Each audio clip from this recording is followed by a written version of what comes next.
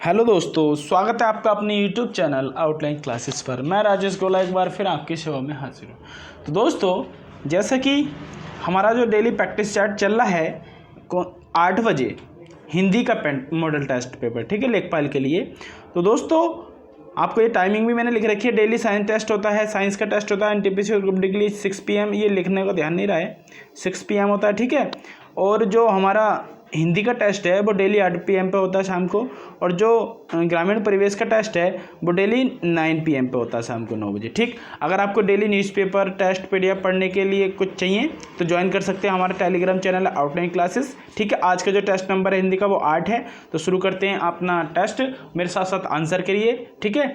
आपके मैं कमेंट देखता हूँ, आपके काफ़ी अच्छे आंसर आ रहे हैं। जैसे नीरू सैनी हुई, उनके भी 17 हैं और 2-3 बच्चे हैं। ये हरदेव गिरी के बहुत अच्छे क्वेश्चन बनने हैं। तो दोस्तों, ऐसे कमेंट में बताते रहिए कितना हो रहा है आपका स्कोर।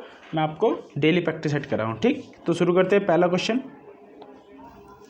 तो दोस्तों, पहला क्वेश्चन है, उत्तराधिकार में प्राप्त संपत्ति वाक्यांश के लिए एक शब्द निर्माण है। मतलब आपको ये बताना है कि उत्तराधिकार में जो प्राप्त संपत्ति होती है उसके लिए एक शब्द क्या होता है, रिक्त होता है या फिर आपका धरोहर होता है या फिर वसीयत होता है या फिर संदाय होता है।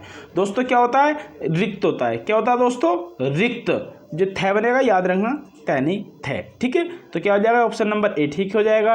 आगे देखते हैं, जिस समास में सभी पदों के बीच और शब्द का लोप रहता है, जिस समास में सभी पदों के बीच और शब्द का लोप रहता है, किसका, और का, तो वह समास होता है तत्पुरुष समास, समाहार द्वंद्व समास, व्यतिरेक समास या फिर इतरेतर द्वंद्व समास। दोस्तों, क्या होता है आपको पता होगा, जब मैंने द्वंद्व समास पढ़ाया था तो क्या होता है दोस्तों, द्वंद्व में भी कौन सा, इतरेतर द्वंद्व समास होता है, ठीक। नेक्स्ट क्वेश्चन देखते हैं, उन्होंने कहाँ जाना है किस प्रकार की अशुद्धि है। आपको बताना है उन्होंने कहाँ जाना है, ये वाक्य लिखा हुआ है, इसमें ये बताना है कि आपको किस प्रकार की अशुद्धि है।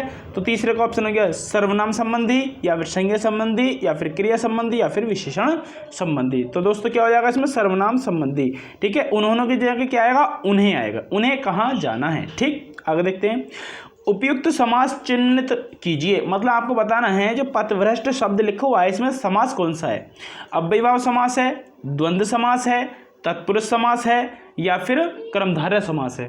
तो दोस्तों, कौन सा है इसमें, 4 का सी ऑप्शन ठीक हो जाएगा, तत्पुरुष समास, ठीक है। ठीक है, आगे चलते हैं।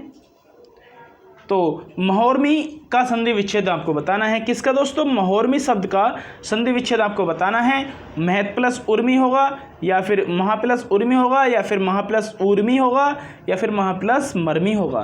तो दोस्तों, क्या होगा, महोर्मी का महा प्लस उर्मी। याद रखना, बड़ा आता है, बड़ा ऊ आता है, क्योंकि बड़ा ऊ हम जो संधि विच्छेद के दो शब्दों में तोड़ते हैं इनको, उनकी एक खासियत होती है क्या, कि उनका दोनों का अपना एक अर्थ होता है, ठीक है। तो महा प्लस उर्मी, ठीक। आगे देखते हैं, कौन सा शब्द जंगल शब्द का पर्यायवाची नहीं है। कौन सा शब्द जंगल शब्द का पर्यायवाची नहीं, अटवी, कांतार, कांता या फिर कानन। तो दोस्तों, चारों के चारों में से 3 जो है ये जंगल के पर्यायवाची हैं, अटवी भी, कांतार भी, कानन भी। बट कांता जो है ये पर्यायवाची नहीं है जंगल का, ठीक। आगे देखते हैं, निम्नलिखित में से कंगन का तत्सम रूप होगा। आपको बताना है कंगन का तत्सम रूप क्या होगा, कंकाती, कंकड़, कंटकीफल या फिर कंसारी। तो दोस्तों, क्या होगा, कंकड़। क्या होगा दोस्तों, कंकड़। आगे देखते हैं, थोक का पर्यायवाची शब्द है। आपको बताना है थोक का पर्यायवाची शब्द क्या है, परचून है, थोया है, ठाक है या फिर पर्यायिक है।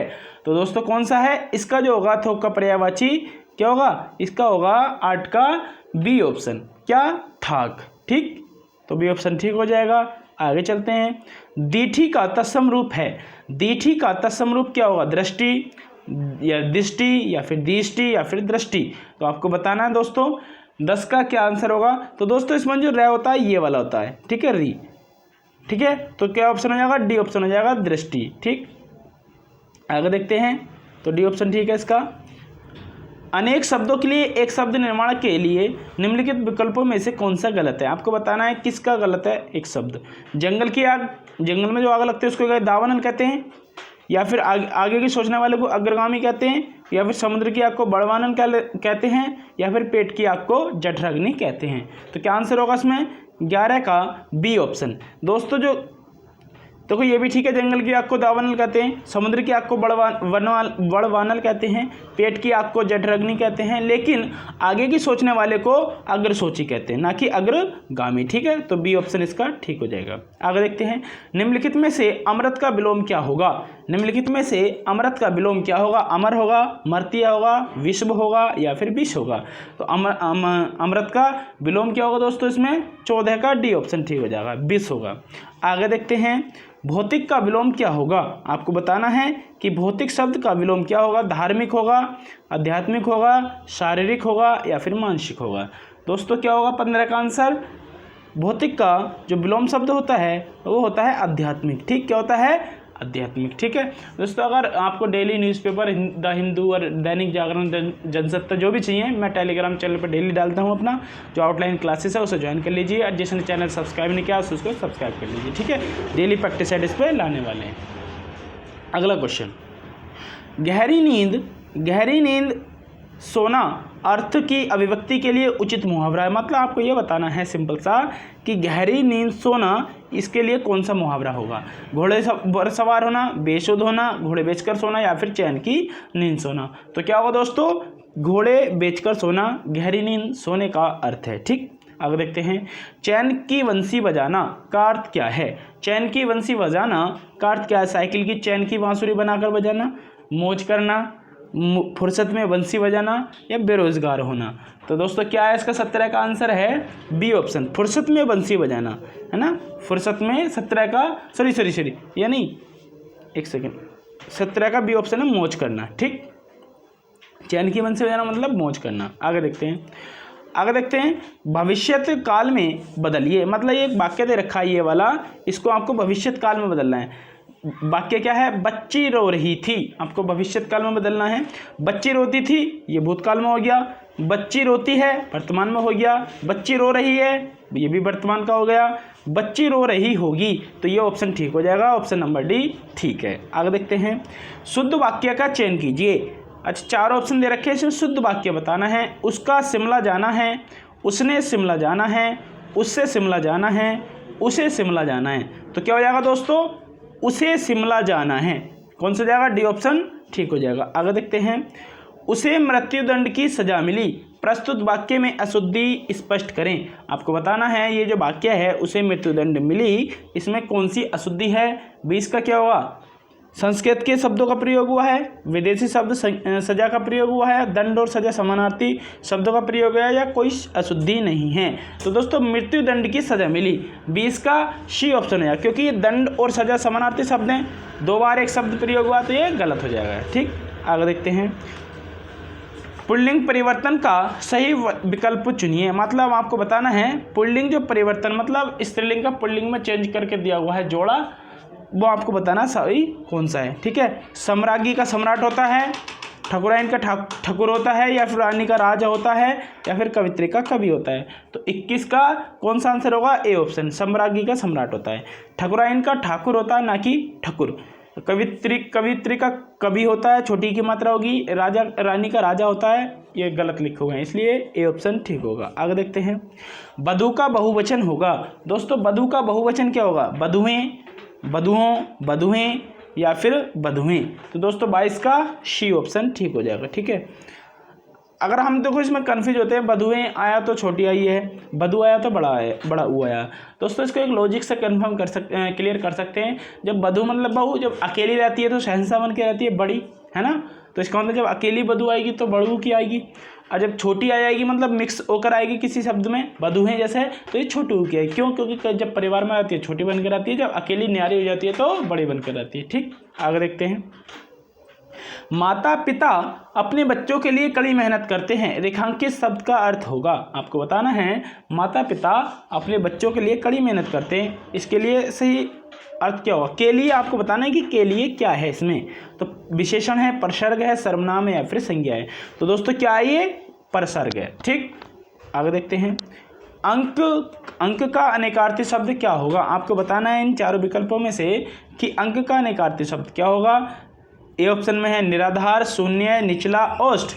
बी ऑप्शन में शिष्ट, निष्ठ न होने वाला, ए या अ, धन, ऐश्वर्य, प्रयोजन, कारण। डी ऑप्शन में है संख्या के अंक, नाटक के अंक, गोद या अध्याय। 24 का क्या हो जाएगा दोस्तों, इसमें हो जाएगा सी ऑप्शन। 24 का क्या हो जाएगा, सॉरी 24 का हो जाएगा डी ऑप्शन, आज गलती हो रही है बड़ी। 24 का क्या हो जाएगा, डी ऑप्शन हो जाएगा। संख्या के अंक को क्या कहते हैं, अंक कहते हैं। नाटक का भी एक अंक होता है, गोद का भी पर्यायवाची अंक होता है, अध्याय का भी अंक होता है। ठीक, तो डी ऑप्शन ठीक हो जाएगा। आगे देखते हैं लास्ट क्वेश्चन आज का। किस शब्द की वर्तनी शुद्ध है, आपको बताना है किस शब्द की वर्तनी शुद्ध है। पुष्ट की, सॉरी पृष्ठ की, पर्याप्त, या फिर प्रदर्शनी, या फिर ब्रजभाषा। तो आपको बताना है दोस्तों 25 का कौन सा है, डी ऑप्शन। दोस्तों ये भी गलत है, क्यों, क्योंकि ब्रज में कौन सा व्या बनता है, पेट कटा वाला है ना, ये तो इसे ठीक कर लीजिए। यहाँ पे ये हो जाएगा आपका, ये एक सेकेंड, इसकी जगह आप ये वाला व्या लिख दीजिए। ठीक है, ब्रज भाषा। ठीक है, तो ये डी ऑप्शन ठीक हो जाएगा, बाकी गलत है। ठीक है, तो दोस्तों तो आज का ये प्रैक्टिस सेट पूरा हुआ।